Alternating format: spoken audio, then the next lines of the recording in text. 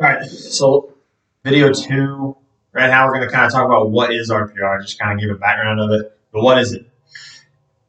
So basically there's 3 zones of the RPR. Zone 1, which is what you're going to learn off the bat if you go to an RPR training session, is going to be start with your diaphragm, go to your psoas, and then your glutes, which are your big movers for everything.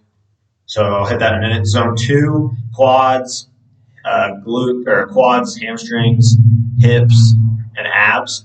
Zone 3 is going to be your shoulders, your neck, and your calves. So let's talk about zone 1 more because that's the most important thing. So your diaphragm. If you're not breathing correctly, you're not going to do a lot of things correctly. This is where everything starts. This is where you calm. This is where you recover. Your diaphragm is so important for stress. Your body's always stressed. Your body, when you get a call, when you get a text, when you go on Twitter, when you when you run a red light or something, like your body is always stressed and your heart rate's going up and your muscles are getting tense.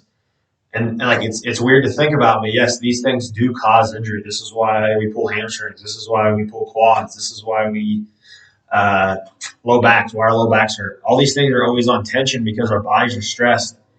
Our brain's trying to protect us. When we're stressed, our brain goes into the fight or flight mode, and we're like, I got to protect my brain. Your brain's smart. Like you're built to protect yourself. So your body locks things down so it stays protected. But at the end of the day, something's got to give, and one of your body parts gives up. So if we're breathing right, we're going to go into the nasal breathing a little later about how to do it. But if we're breathing right and our diaphragm's on point, then things are gonna go well from there.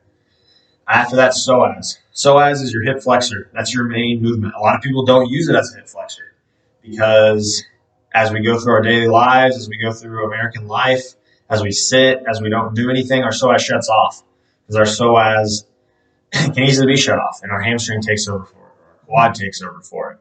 And these things aren't built to do hip flexion.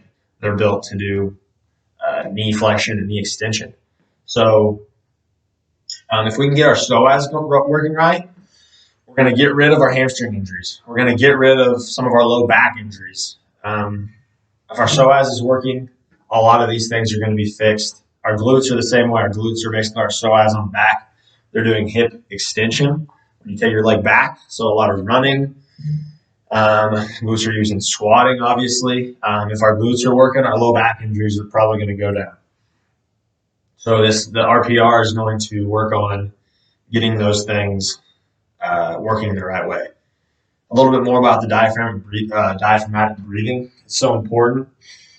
We use that nasal breath in our belly. We are signaling the vagal tone, which turns on the parasympathetic nervous system. The sympathetic nervous system is your fight or flight. That's when your heart rate goes up. You can't breathe. You run from something scary happens. Basically, you're getting chased by a bear is what your body thinks, and the heart rate goes up because it goes in that fight or flight mode. Parasympathetic nervous system is what calms us down. So our heart rate goes down. Our HRV when we sleep goes up, which is a really big thing for recovery. We release like nitric oxide, which is a big immune booster in the body. So immunity booster, sorry. So when we're nasal breathing and we're going through the belly, all of these things get turned on. We recover faster. We're less tense. Our muscles are ready to go better when we go back. So if we're like, say if you come off the field after a drive and you get some nasal breathing, your body's going to recover so much faster. Your body's going to be ready to go back out there for the next drive a lot faster than if you're just panting. So I think that's it for video 2. Video 3, we're going to really get into the application of it. And then video 4, we're going to go into how you can do it with a partner to make sure it's working. So